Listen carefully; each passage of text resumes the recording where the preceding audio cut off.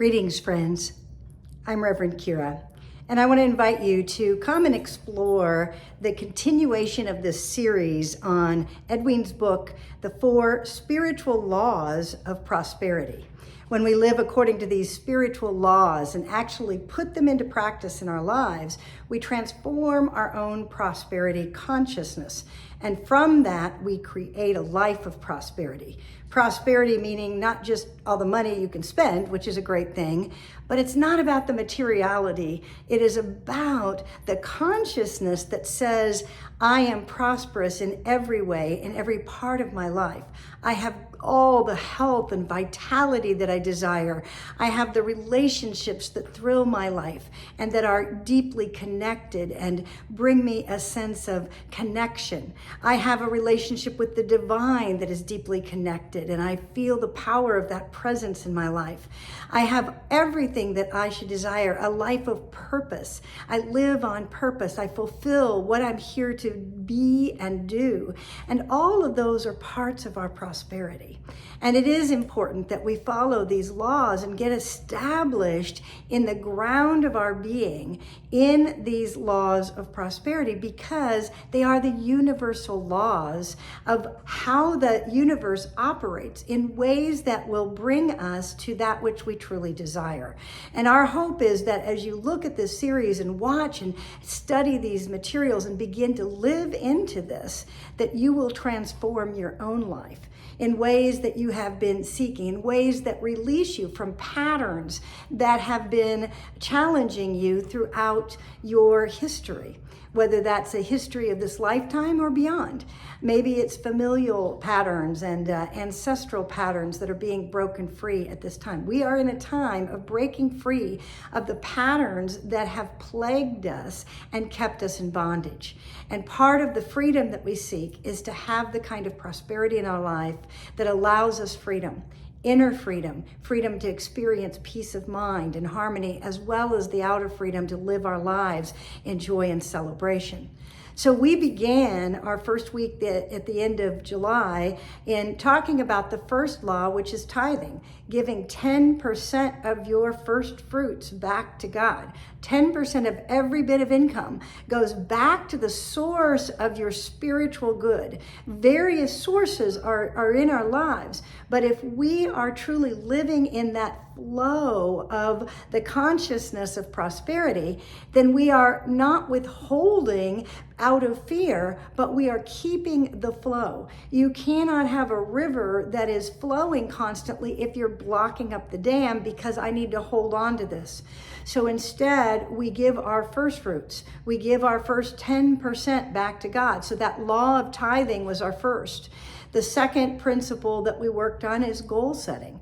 In order to bring forth that which is our greatest desires, we need to be clear what it is we would like, what it is that we're asking, to be affirming from a positive, affirmative place the truth of those things that are our greatest desires.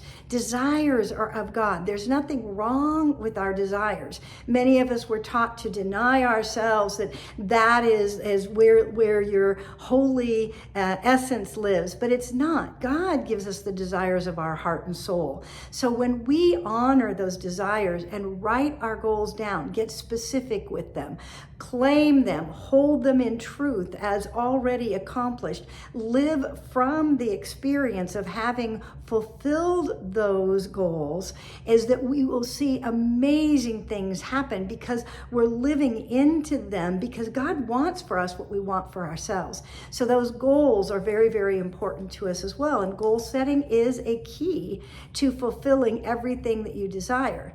Now, the third principle we're going to talk about this week is a really big one.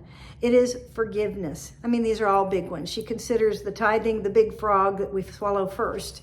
And at the same time, I find that for many people, forgiveness is a nice idea for somebody else.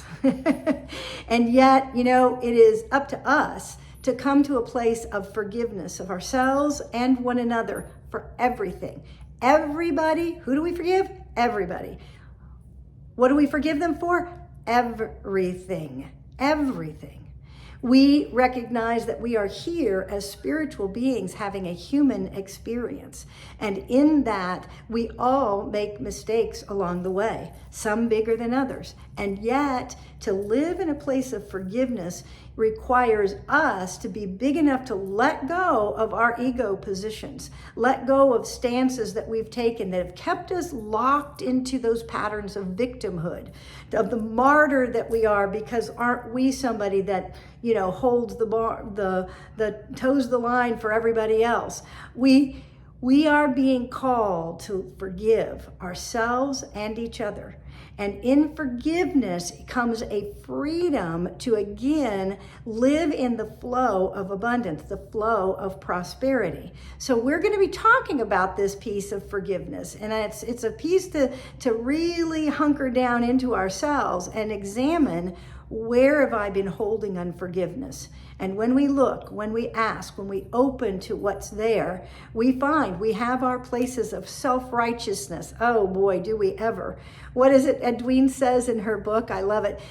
We've only been living this teaching since Jesus taught it, over 2,000 years ago. How many times you forgive, 70 times 7, et cetera, et cetera, et cetera. You know, don't go to the altar without having done forgiveness work first.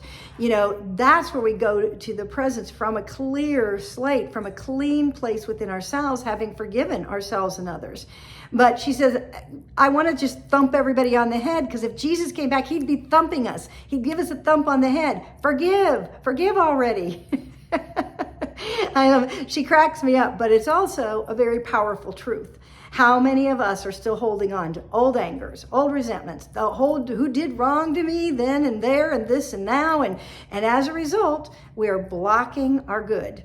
And it is a time when we are being called to rise above those patterns of thinking we're holier than someone else, or that they done us wrong and they need to be the one to come forth, instead of giving ourselves the freedom of choosing forgiveness, to rise into the glory of living from that clear, connected space with the divine, and therefore with one another.